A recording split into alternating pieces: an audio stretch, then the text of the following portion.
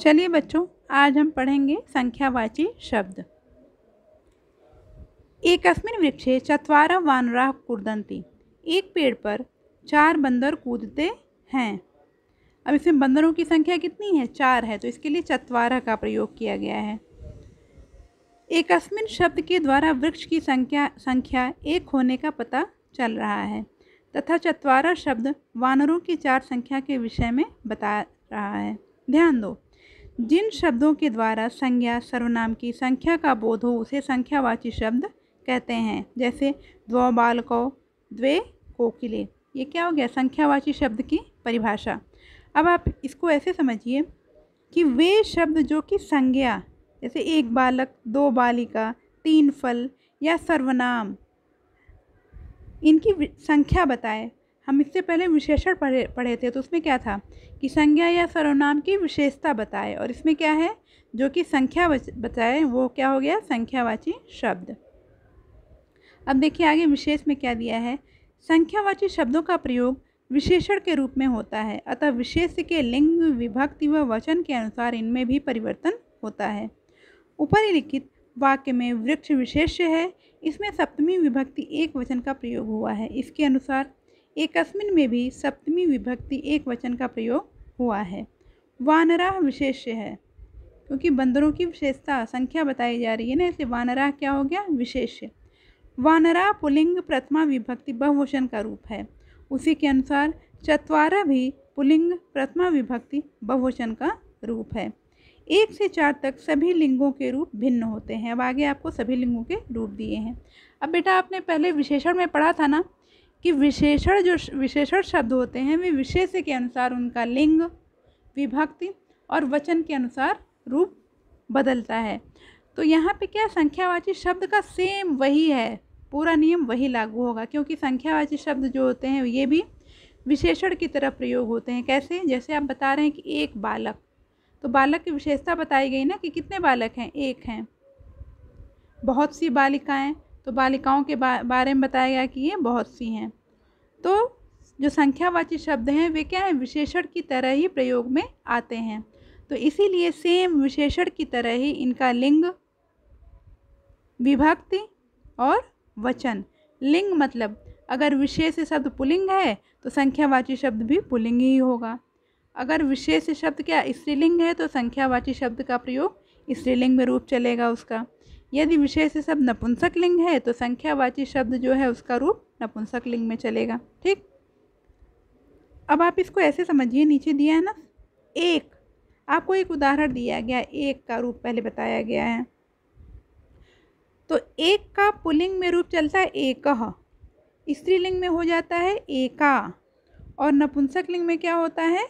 एकम, है ना। जैसे हम कहते हैं एकः बालकः, एका बालिका, एकम फलम। ऐसे द्वितीया में क्या हो जाएगा? एकम बालकम, एकाम बालिकाम, एकम फलम। फिर है तृतीया में बालक का रूप होता है बालकेन, तो क्या हो गया यहाँ? एकेन, तो एकेन बालकेन। बालिका का होता है बालिकया, तो यहाँ क्या हो गया? एकया, एकया बालिकया। और नपुंसक लिंग में फलेन होता है तृतीया एक वचन का रूप, तो यहाँ क्या हो गया? एकेन फलेन। ठीक बेटा, तो इनके जो संख्या के रूप हैं सेम, जो इनके विशेष्य हैं, विशेष्य के अनुसार इन संख्यावाची शब्दों के रूप चलेंगे। ठीक, अब आप इसको ऐसे समझिए,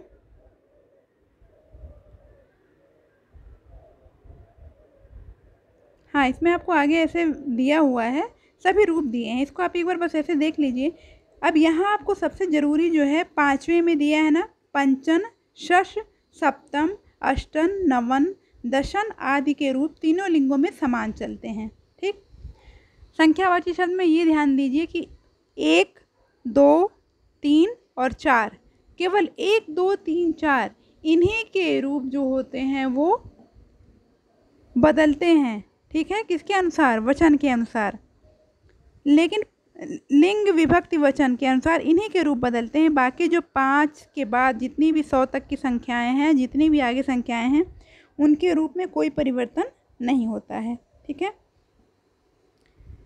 अब आगे देखिए,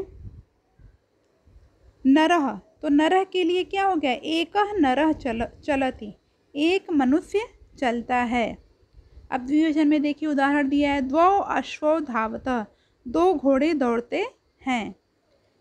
अब पुल्लिंग का बहुवचन है मयूराः, तो यहाँ क्या हो गया, त्रयः मयूराः नृत्यन्ति, तीन मोर नाचते हैं। चार के लिए गजाः चत्वारः गजाः चलन्ति, चार हाथी चलते हैं। ठीक, तो आप लोगों को बताया गया ना कि संख्या 1 से लेकर के 4 तक के रूप ही लिंग विभक्ति वचन के अनुसार इन्हीं के रूप में परिवर्तन होता है। बाकी जितनी भी संख्याएं हैं 4 के बाद 5 से लेकर के आगे, उन संख्याओं में कोई भी परिवर्तन नहीं होता है। फिर यहाँ है स्त्रीलिंग शब्द। स्त्रीलिंग शब्द में क्या है, एका कन्या पठति, एक लड़की पढ़ती है। कन्या शब्द क्या है, स्त्रीलिंग है, तो उसके साथ एका नहीं लगा, क्या लगा, एका लगा। फिर है द्वे माले पततः, दो मालाएं गिरती हैं। माले शब्द क्या है, स्त्रीलिंग का द्विवचन, बालिका बालिके, तो यहाँ क्या हो गया, द्वे।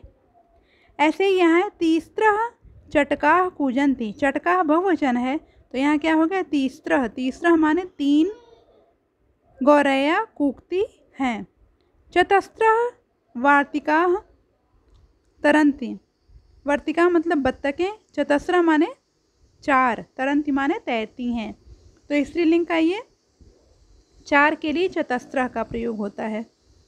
ठीक है, वाक्यों में प्रयोग अब किसका दिया है, अभी आपने पढ़ा पुल्लिंग का, स्त्रीलिंग का, अब आगे दिया हुआ है नपुंसकलिंग। एकम फलम पतति, एक फल गिरता है। द्वे पुस्तकें पततः, दो पुस्तकें गिरती हैं। त्रीणि चक्राणि भ्रमन्ति, तीन चक्र घूमते हैं। जैसे आप नपुंसकलिंग बहुवचन में रूप होता है फलानि, तो यहाँ क्या हो जाएगा, त्रीणि, है ना, यहाँ चक्राणी है तो त्रीणि हो गया, फलानि होता तो भी त्रीणि होता। फिर आगे क्या दिया है, चत्वारि कमलानि विकसन्ति, 4 के लिए क्या हो गया, चत्वारि। ठीक, अब आप इसको देखिए बेटा, पुल्लिंग, स्त्रीलिंग और नपुंसकलिंग का मेन यहाँ रूप संक्षेप में दिया है।